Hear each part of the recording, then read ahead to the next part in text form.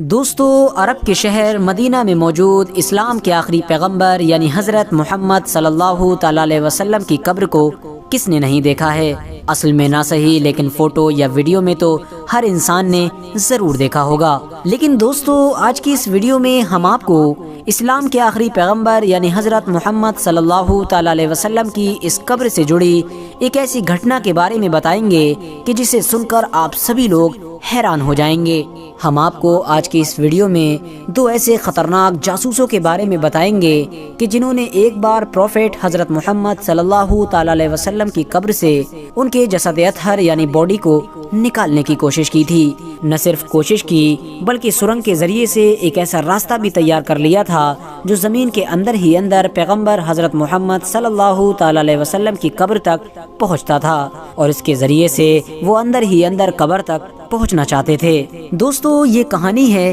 12ویں صدی کی کہ جب آج کے دور کے سیریا دیش کے پورے علاقے پر سلطان نور الدین زنگی کی حکومت ہوا کرتی تھی۔ آپ میں سے جو لوگ بھی سلطان نور الدین زنگی کو نہیں جانتے ہیں تو انہیں ہم بتاتے چلیں کہ سلطان نور الدین زنگی اس انسان کا نام تھا کہ جسے مسلم اتہاس میں سلطان صلاح الدین ایوبی کے بعد صلیبی جنگوں کا دوسرا سب سے بڑا ہیرو مانا جاتا ہے۔ ساتھ ہی ساتھ آپ کو یہ بھی بتاتے چلیں کہ صلیبی جنگیں ان جنگوں کو کہا جاتا ہے کہ جو مسلم اور عیسائی دھرم کے لوگوں کے بیچ یروشلم شہر کو حاصل کرنے کے لیے لڑی گئی تھی۔ سلطان نور الدین زنگی کا یہ خواب تھا کہ وہ یروشلم شہر کو فتح کریں، اور اپنے اسی خواب کو پورا کرنے کے لیے وہ اپنی پوری زندگی محنت کرتے رہے، لیکن ان کا یہ خواب پورا نہ ہو سکا۔ حالانکہ دوستو، سلطان نور الدین زنگی کی پوری زندگی بھر کی گئی محنتوں کا ہی نتیجہ تھا کہ 1187 میں سلطان صلاح الدین ایوبی اس شہر کو فتح کرنے میں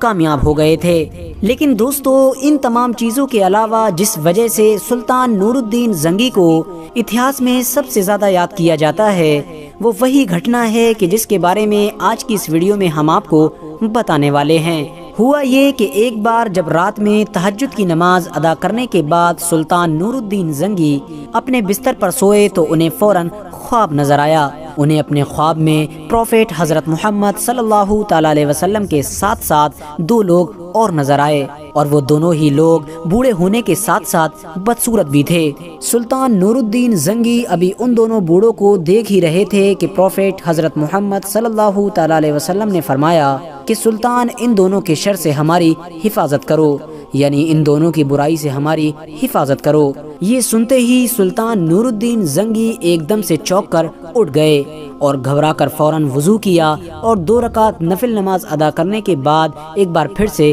سو گئے۔ لیکن ایک بار پھر سے سلطان نور الدین زنگی نے وہی خواب دیکھا جو انہیں پہلی نیند میں نظر آیا تھا، یعنی ان کے خواب میں پیغمبر حضرت محمد صلی اللہ تعالی علیہ وسلم کے ساتھ ساتھ 2 لوگ اور نظر آئے، اور اس بار بھی حضرت محمد صلی اللہ تعالی علیہ وسلم نے وہی کہا جو پہلی بار کہا تھا۔ سلطان نور الدین زنگی ایک بار پھر سے چونک کر اٹھے اور انہوں نے ایک بار پھر سے وضو کیا۔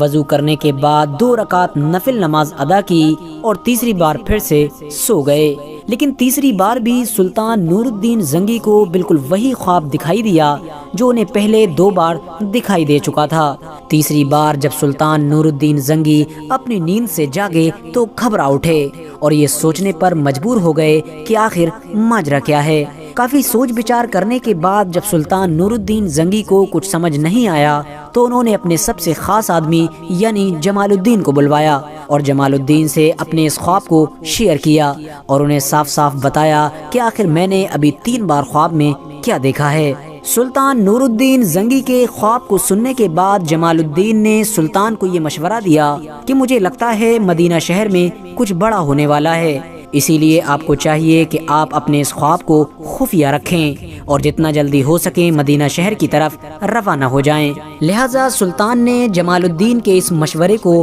بہت سیریس لیا اور صبح کا سورج نکلنے سے پہلے ہی جمال الدین کے ساتھ 20 اور لوگوں کو لے کر گھوڑوں پر سوار ہو کر مدینے کی طرف نکل گئے۔ دوستو، سلطان نور الدین زنگی کو مدینہ پہنچنے کی کتنی جلدی تھی اس بات کا اندازہ صرف اس بات سے لگایا جا سکتا ہے کہ انہوں نے وہ سفر جو 23 سے 25 دن میں پورا کیا جاتا تھا صرف اور صرف 15 دن میں پورا کر دیا تھا، اور مدینہ پہنچ کر وہ سب سے پہلے مدینہ کے حاکم سے ملے، یعنی اس انسان سے ملے کہ جو مدینہ کے پورے نظام کو سنبھالا کرتا تھا۔ مدینہ کے حاکم نے سلطان نور الدین زنگی کو یہ یقین دلایا کہ اگر وہ دونوں بوڑھے انسان اس شہر میں ہوں گے تو ہم انہیں بہت جلد ہی پکڑ سکیں گے، اور ساتھ ہی ساتھ سلطان کو یہ مشورہ بھی دیا کہ اگر آپ انہیں پکڑنا چاہتے ہیں تو مدینہ کے سبھی لوگوں کے لیے آپ کو ایک دعوت کا انتظام کرنا چاہیے۔ لہذا سلطان نور الدین زنگی نے حاکم مدینہ کے مشورے پر مدینہ کے سبھی لوگوں کے لیے ایک بڑی دعوت کا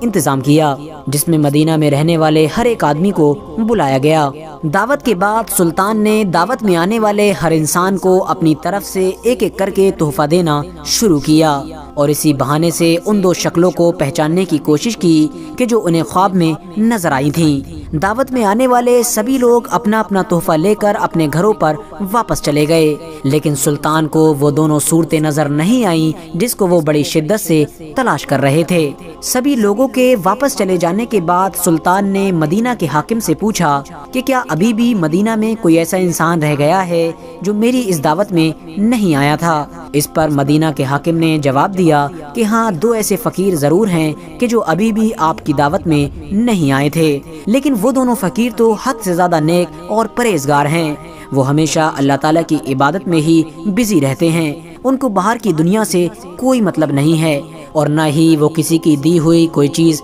قبول کرتے ہیں، اور شاید یہی وجہ ہے کہ وہ آپ کی دعوت میں بھی نہیں آئے تھے۔ یہ سن کر سلطان نے فوراً حکم دیا کہ ان دونوں فقیروں کو بھی میرے سامنے حاضر کیا جائے۔ لہذا سلطان کے حکم پر ان دونوں فقیروں کو بھی فوراً سلطان کے سامنے پیش کر دیا گیا، لیکن جیسے ہی سلطان کی نظر ان دونوں پر پڑی سلطان کے ہوش اڑ گئے، کیونکہ یہ دونوں تو وہی انسان تھے کہ جنہیں سلطان نے اپنے خواب میں دیکھا تھا۔ سلطان نے ان دونوں سے پوچھا کہ آخر تم کون لوگ ہو اور اس شہر میں کہاں سے آئے ہو؟ اس پر ان دونوں نے جواب دیا کہ ہم مراکش کے علاقے کے رہنے والے ہیں، لیکن جب ہم یہاں پر حج کرنے کے لیے آئے تھے تو ہم سکون محسوس ہونے پر یہیں پر رہنے لگے تھے، اور تب سے لے کر آج تک لگاتار ہم اسی شہر میں ہی رہ رہے ہیں۔ سلطان نور الدین زنگی نے ان دونوں سے سختی سے پوچھا کہ سچ سچ بتاؤ آخر تم کون لوگ ہو، لیکن اس کے باوجود بھی ان لوگوں نے کچھ نہیں قبولا، جس کے بعد سلطان نور الدین زنگی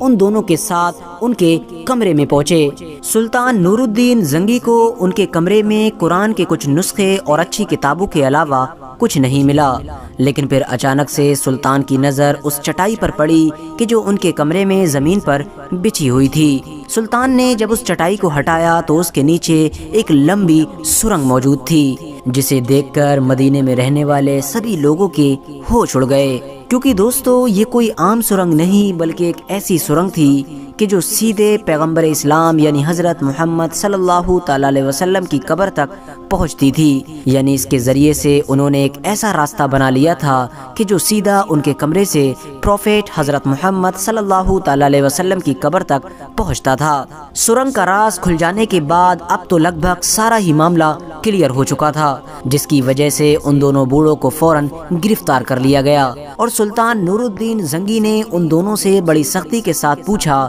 کہ کیا اب بھی تم لوگ سچ نہیں بتاؤ گے؟ اس کے بعد ان لوگوں نے بتایا کہ ہم کوئی مسلمان نہیں بلکہ ایک جاسوس ہیں، اور ہمیں ہمارے سلطان نے مدینے میں اس لیے بھیجا تھا تاکہ ہم یہاں سے پیغمبر حضرت محمد صلی اللہ تعالی علیہ وسلم کے جسد اطہر یعنی باڈی کو چرا کر لے جائیں۔ ان دونوں نے سلطان کو بتایا کہ وہ اس مقصد کے لیے پوری رات بڑی محنت کے ساتھ سرنگ کھودا کرتے تھے، اور صبح میں اس میں نکلنے والی مٹی کو چمڑوں کی تھیلیوں میں بھر کر مدینہ کے جنت البقیع نام کے قبرستان میں پھینک آیا کرتے تھے۔ یہ سنتے ہی سلطان نور الدین زنگی غصے سے لال ہو گئے، اور انہوں نے فوراً ان دونوں کا سر قلم کرنے کا آرڈر جاری کر دیا۔ اس کے بعد سلطان نور الدین زنگی نے پروفیٹ حضرت محمد صلی اللہ تعالی علیہ وسلم کے قبر کے چاروں طرف ایک گہری خندق کھدوا دی، اور اس پوری خندق میں سیسا پگھلا کر ڈال دیا گیا۔ تاکہ دوبارہ سے کوئی بھی انسان اس طرح کا ارادہ نہ کر سکے۔